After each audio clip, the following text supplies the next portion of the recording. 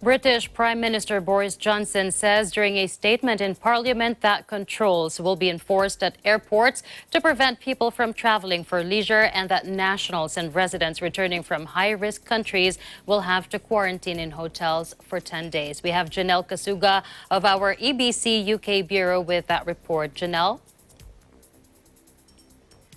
Thank you, CJ.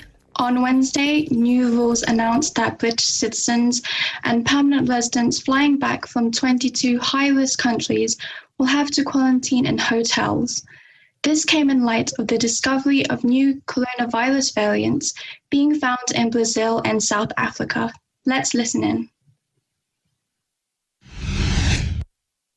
Under the stay-at-home regulations, it is illegal to leave home to travel abroad for leisure purposes.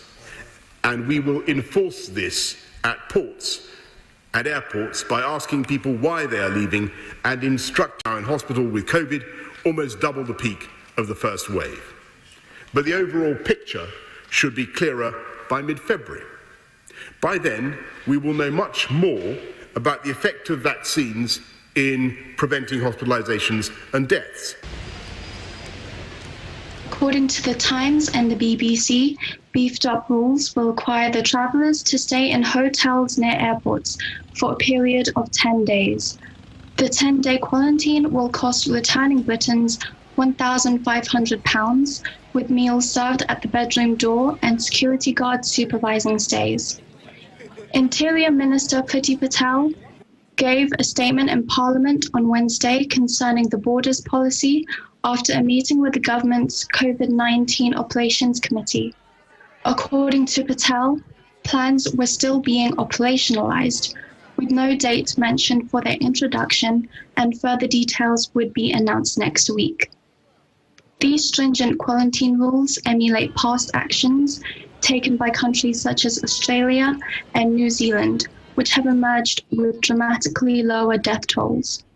The Times reported ministers were divided between those supporting the limited quarantine regime and those favouring a blanket policy requiring arrivals from all destinations to self-isolate in hotels. Britain has been the hardest hit in Europe from the pandemic, becoming only the 5th country in the world to surpass 100,000 deaths after recording another 1,631 fatalities on Tuesday.